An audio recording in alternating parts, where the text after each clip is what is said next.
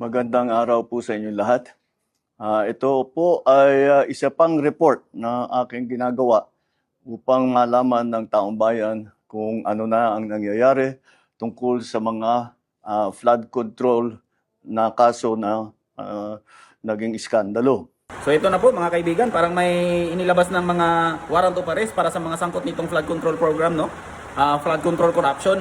Pakinggan natin kasi tingnan natin kung meron na bang warrant yung mga sangkot na malalaking pangalan at yung pinakamalaki tulad ni Martin Romualdez.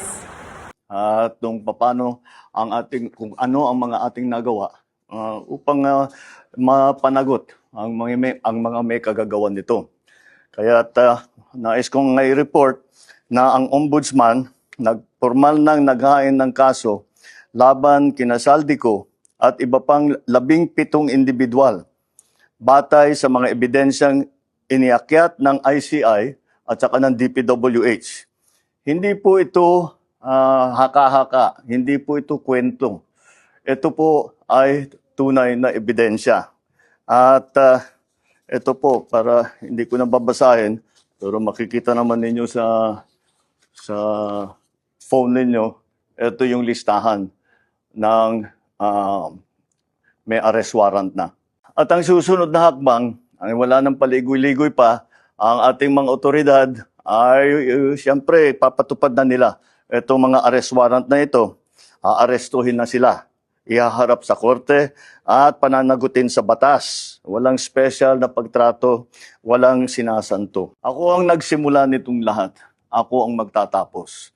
Kaya't asahan po ninyo na wala pong tigil itong aming ginagawa. At kahit na parang napakatagal ang dumaan na panahon, ako'y nagpapasalamat sa pasensya ng ating mga kababayan. Ngunit nagbunga na ng resulta ang mga pasensya ninyo. Maraming salamat po. Magandang araw po sa inyo. Mr. President, although this is a good start, no? Pero bakit ngayon mo lang pinapa-aresto si Saldico nung kinanta ka niya? No, kung kailan kumanta siya na ikaw ay sangkot dito sa flood control anomalies, no? Saka pa lang nag-file ng kaso. Nakakapagtaka naman, Mr. President, no? Kasi nung hindi siya kumakanta, when you were very confident na Saldico will not mention your name, sinabi mo wala pang kaso, no? Mahirap pang yung build up ng kaso. Pero nung kinanta ka niya, bigla-bigla, no, may kaso agad. Ang galing. Magic. Pero bakit wala dito yung pinsan mo? Bakit wala dito?